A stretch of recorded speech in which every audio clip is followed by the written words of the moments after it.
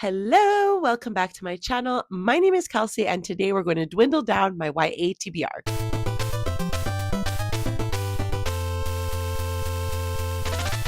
If you haven't watched any other episode in this series, this is a series on my channel where I'm trying to take down and read or get rid of all of my YA TBR. It was supposed to be the end of this year, but I can tell you for a fact that I still have some YA left. So it's likely going to be a 2025 and 2026 goal, but whatever. The purpose of the vlog is to just read the books that I have left on a shelf on my TBR bookshelf full of YA books that I'm like hesitant to get rid of. I want to at least give them a try. So in this episode, we'll be tackling 4 books from like the horror part of this YA TBR. So we begin this vlog by tackling Horrid by Katrina Leno, Foul is Fair by Hannah Capin, The Weight of Blood by Tiffany D. Jackson, and Neverworld Wake by Marisha Pessel. I will send you back now to Kelsey from 1 week ago when I started to tackle this challenge, and we'll meet back at the end.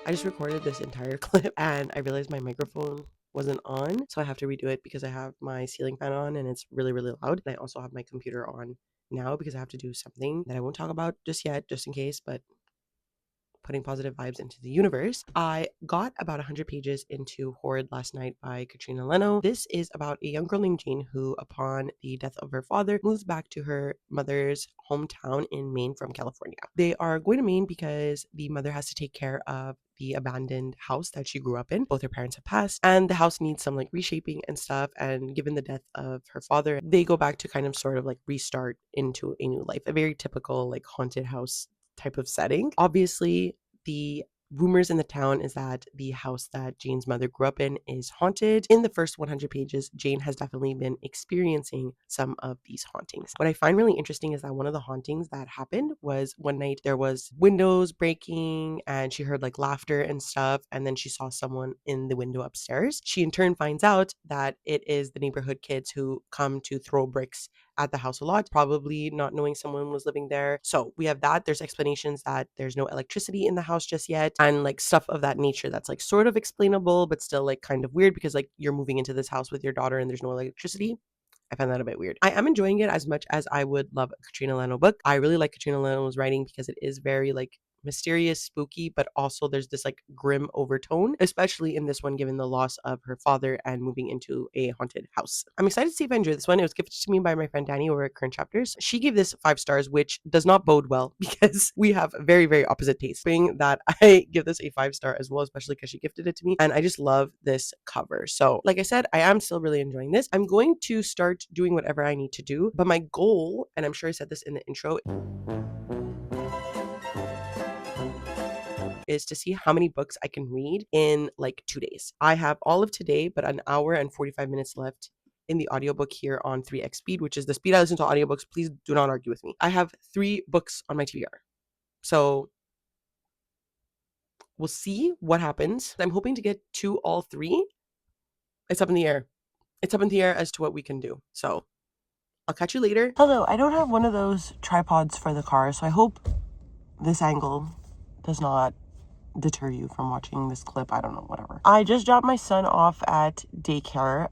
He started crying, which is always a joy. I feel so terrible every day when I leave him. It's only for an hour and a half today. I'm being so dramatic. He came at me. He was attached to me. It's weird. I'm going to fill this hour and a half with something to do. I currently stopped at the grocery store. I think I'm going to buy like whatever I need to buy for tonight, especially because it's raining, so I'm like not interested in walking outside at all. But I did want to give an update for Horrid. I'll put a picture of it because obviously I don't have it in the car with me right now. I am at the like 200 page mark about, and things are definitely getting creepy in the house. There was like some really creepy scenes that I appreciated. Like I said, Katrina Leno is very good at writing senses of like dread and feeling that sense of dread permeate through the page, and I think that that's like one of her strong suits, especially when she writes horror. So it's no surprise to me that these like horrific scenes have been really creepy. We are getting a theme, I guess, of like mental illness within the family. So basically, Jane had a sleepover with her two friends from school, and they were talking about how the last like lady who was here wasn't doing well or something like that, and that's obviously like Jane's grandmother. We're definitely going to be tackling like a theme that haunted houses always tackle, which is like, is it mental illness or is it a haunting? Obviously, like we're aware, or we think at least, that it's a haunting. I think Jane is in a sense of like denial about it happening. Like someone is responding to like text messages and stuff, and Jane is the one that's being like, did I send that? I don't remember sending that, but I was really tired, or like my blood sugar was low, or blah blah blah blah blah. So it's definitely obviously meant to make us like think of it as a red herring. Like we're meant to believe that like Jane is suffering some sort of, I don't know, tiredness, psychosis, whatever it's meant to be. You know, I am enjoying that. I think the ending would have to have like a really crazy like twist to make this book anything more than like a standard haunted house book. So I'm interested to see how Katrina Leno tackles that. We're going to be tackling like the theme of grief, which is very prevalent in Katrina Leno's writing. So we'll see how it goes. I have an hour and a half to kill. I'm going to figure it out,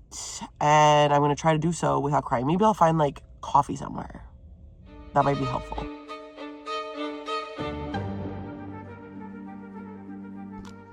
I literally look like death. Oh my God. Do this quickly because I actually hate the way I'm looking right now. What the hell is happening? I'm coming to you live after finishing Horrid by Katrina Leno. I'm going to say, and I hope I made that clear in the clips, that I don't think this is the most wholly original haunted house story, but I'm definitely still like satisfied by my experience reading this. With every book that I've read from Katrina Leno, I really find that she has mastered the experience of grief, loss, self-introspective, like very dreadful, melancholy feelings. I will never grow tired of how she writes her main characters and how the feelings of the main characters like really leak through the pages, because as a reader, I find it really helps to like fully understand and engage with our main character. I really liked the spooky aspect of this. I think Katrina Leno has a hand in writing very, very creepy things. Like I was hesitant to even listen to this at night because I was scared I was going to look into like a dark corner and see something. I wasn't completely shocked by the plot twists in here, nor did I totally love the ending. So that's why I couldn't necessarily give it like a 4 or 5 stars, because I didn't really enjoy like the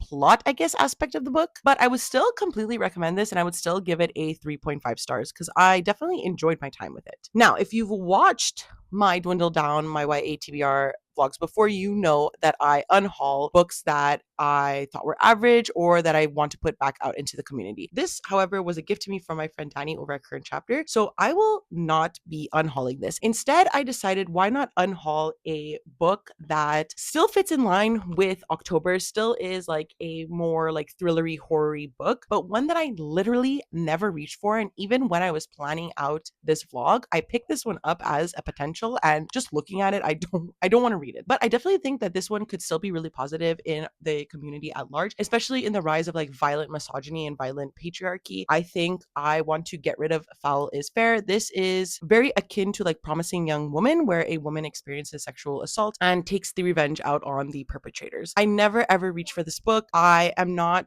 completely interested in it. I don't think at my ripe old age of 32, given what's going on in the world, that I am the one that will benefit from reading this book. I definitely think it needs to go out into the community and hopefully in the hands of a young girl who needs it. So I will be unhauling this one instead of Horrid by Katrina Leno, with the all intents purposes that this goes out into the community and into good hands, because I literally never reach for it. So now that we've dwindled my YATBR down by 2, the next horror book I really, really, really want to pick up is The Weight of Blood by Tiffany D. Jackson. I picked this one up. Well, actually, my sister gave this to me as a gift. She didn't even give me a gift note. But the reason I was initially very intrigued by this book was that it is a Carrie retelling. And I consider Carrie, honestly, one of my favorite Stephen King novels. I have read Carrie. I have watched Carrie in all its iterations numerous times. I really, really do enjoy Carrie as a story. And I wonder if it's because it comes from, obviously, the perspective of a young girl going through high school. Maybe that spoke to me at a time where I needed it. When I heard that this one was coming out in, I believe it was 2020. Honestly, I feel like a lot of these YA books I got in 2020. Oh, 2022. Okay, so pretty recent actually. But it is one that I was obviously very intrigued by that premise. Obviously, this is taking place at prom. Something is going on. I know that Tiffany D. Jackson tackles specifically race in this one, as well as the concept of being a young teenage girl. I've never heard any negative reviews for this one. So I'm very, very intrigued. I will be listening to it now. I know that the audiobook is like fully casted, fully directed, and it's like a whole production, which really, really intrigues me. So I'm very excited to pick that up. I love when an audiobook is like chef's kiss, you know what I mean? So that's what I will be doing now. My goal, guys, I know I'm crazy. My goal is to finish it by tonight. I know. I always say that. But I feel like I can tonight. So we'll see what happens. Hello, you are stacked on a pile of books, one of which is including The Weight of Blood by Tiffany D. Jackson, which I got 100 pages into, so I just finished part 1. It's very akin to Carrie by Stephen King. So there's a lot of like mixed media, which Stephen King included in Carrie. In Carrie, I think it was radio broadcasts, and in here it's obviously a podcast, which is a clever like modernization of it. A book written, which I think in Carrie, it was like newspaper articles. Anyways, it's been very interesting. We are following a pretty similar POV. Aside from like the multimedia, we also have obviously the perspective of Maddie, who is our Carrie figure in this book. Wendy, who is replacing like one of the girls who bullies Carrie, but like is good or better than the others. And then we also have Kenny, who is, I assume, going to be replacing the boy that goes to prom with Carrie, which incites the incidents that occur, who is also considered a good person. Maddie specifically is the daughter of a very, very, very racist man who is embarrassed of her heritage and demands that she passes for white. And one day when she wasn't expecting it to rain, it starts to rain and it makes her hair frizz up, and everyone notices that she is half black. So far, I'm really, really enjoying this. I've never read from Tiffany D. Jackson before, but I'm really enjoying her writing style. I think it's keeping me engaged, very interesting. I love the way she's tackling the mixed media. I specifically think it is really engaging me because I'm listening to it on audio and I find the audiobook to be really well done. So all in all, I'm really enjoying my experience so far with The Weight of Blood. It's a very easy read as well, much like Carrie. I think Carrie is Stephen King's easiest book and easiest to get into. Not that this is like a plus for Stephen King, but like even with Tiffany D. Jackson, I find this to be a very engaging book with her writing. I'm going to start cooking some soup. My son, me, and my partner are all sick. My son started daycare, as you know if you've been watching the past 2 videos. Not only has it been hard mentally, but it's also been hard physically because we're obviously all getting sick. It is also the start of fall, which is the start of like cold season and stuff like that. I'm going to make us a like tortellini chicken noodle soup, which should help us with the way that we're feeling. And while I'm doing that, I'm going to continue listening to The Weight of Blood because, like I said, my goal is to finish it tonight. I didn't realize it was 400 pages. I thought it was like 300 something. So we'll see. But the goal is still to finish it tonight.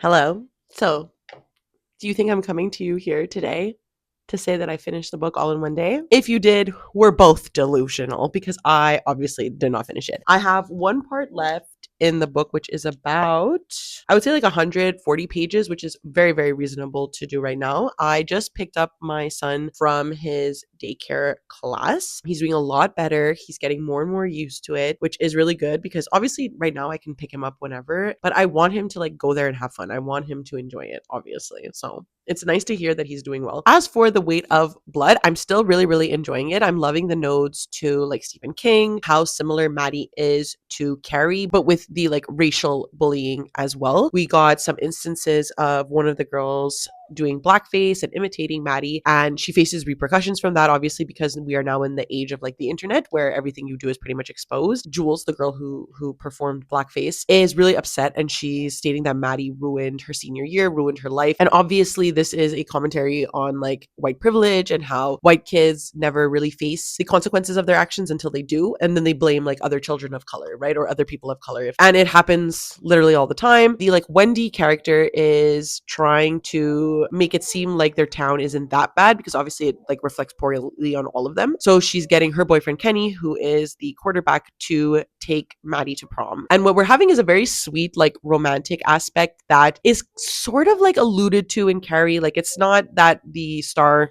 quarterback or whoever he was, the prom king, is really in love with Carrie, but he was nicer to Carrie than, like, let's say other people. But in this book specifically, we can see that he's sort of relating to Carrie and identifying with her as a person in the way that they grew up and how they see their fathers. I guess it's like a romance brewing, which I am actually enjoying. I'm surprised. Usually I don't like random romantic subplots in YA novels, which often turns me off. But in this instance, it's quite sweet and I'm enjoying it. And it would make sense that they would get to know each other and like each other because they're going to prom together, right? I'm going to continue listening to it now while I'm warming up lunch for me and my son. And hopefully I'll come to you not too late with another update so we can start the last book, which is shorter than the other books, strategic on my part, so that I can finish it today as well. Hello! So it's time to give my updates because I did in fact finish The Weight of Blood by Tiffany D. Jackson, but I realized before I came home from daycare and I forgot to mention that I went to the bookstore while waiting for my son to be finished his 1 hour and a half at daycare today. And I found this like really cool cover of Alice's Adventures in Wonderland and Through the Looking Glass by Lewis Carroll. I don't have a like nice copy of Alice in Wonderland and I never like read the original stuff. And I feel like a lot of the horror that I love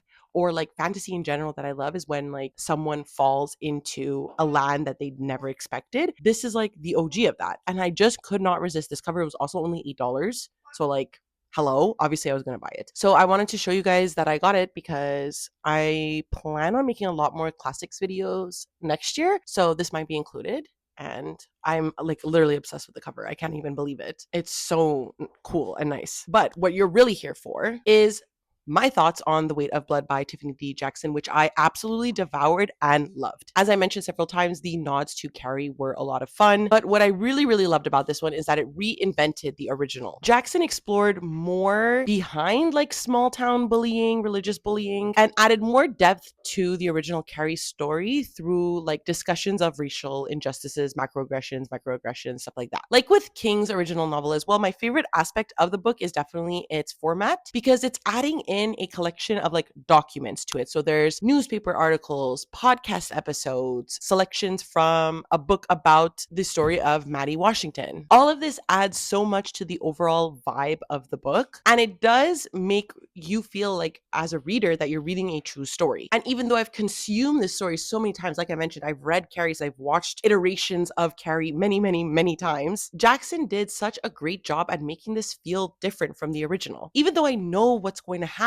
I was still completely engaged by the story and the way that Jackson was going to retell it. So I highly, highly recommend this. I loved it. And I definitely recommend the audiobook. Honestly, it was fantastic. I gave this a 4.5 stars. There was just something that kept me from giving it a 5 stars, but overall, like I absolutely devoured this, adored it, and would definitely recommend, even if you're not a YA reader, I thought this was excellently done. So now we're moving into the last book that I have for this vlog, and hopefully I will be able, famous last words, finish this tonight. And that is Neverworld Wake by Marisha Pessl. I've read from Marisha Pessl before. I read Night Film by her and absolutely devoured that book. I also read Special Topics in Calamity Physics, but I don't feel like I read it to its like best potential. So it is a book that I would be probably interested in rereading because I actually cannot tell you anything that happened in that book. But Night Film, I remember vividly, and I do still consider it one of my favorite books. But we're not here to talk about those. We're here to talk about her YA debut.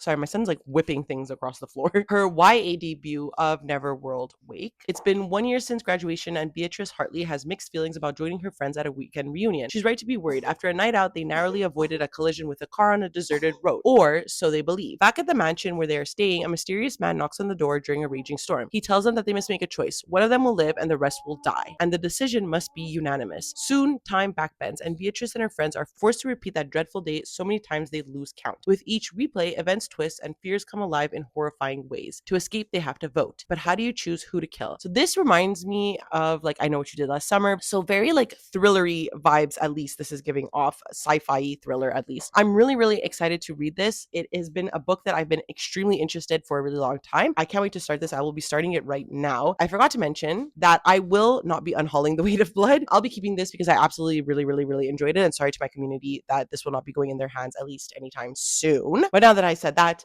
let me get on to reading this. Hey.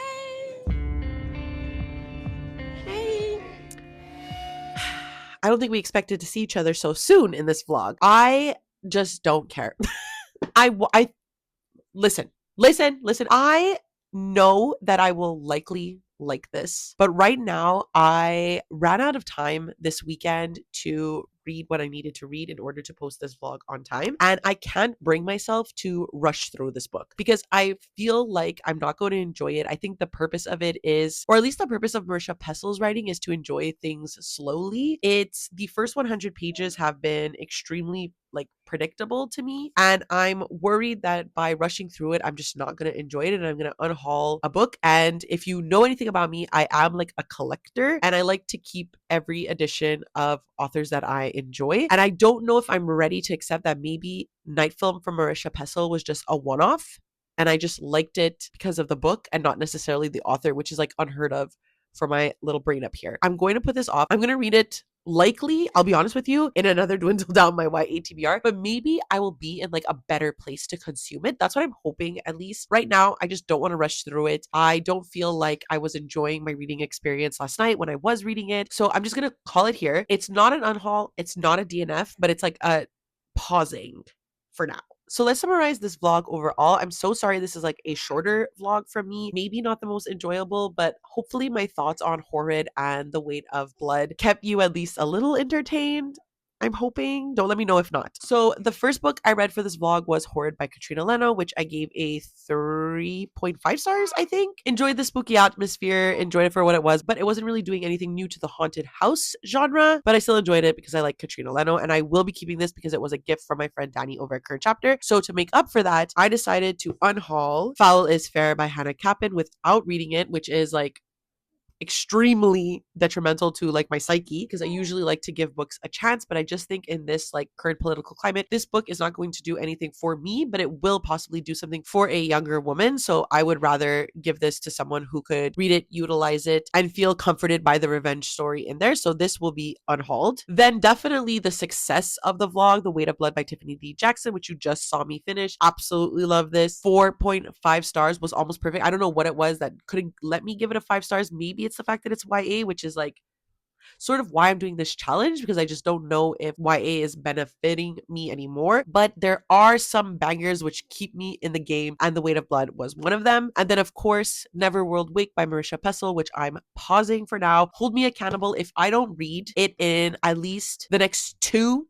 dwindle down my YA TBRs. Bring me back to this video. Let me tell myself off to read it. So that's it for this vlog. If you've read any of these books, please let me know what you thought about them down below. Did you like them? Did you hate them? Let me know. And if you would like to follow me on any of my other social medias, I do leave a link down below to my Twitter, Goodreads, and Instagram if you would like to follow me there. But of course, they're only there because we are all victims of capitalism and we need to utilize social media in order to pursue our goals artistically, creatively, socially, unfortunately. So if they're still there, they're there. You can follow me. And of course, because it is the end of the video, please do not forget to like, subscribe, and ring the notification bell. It does wonders for my channel. It makes me feel really good. And that's it. I never know how to end these things. So I will see you next time. Okay, bye.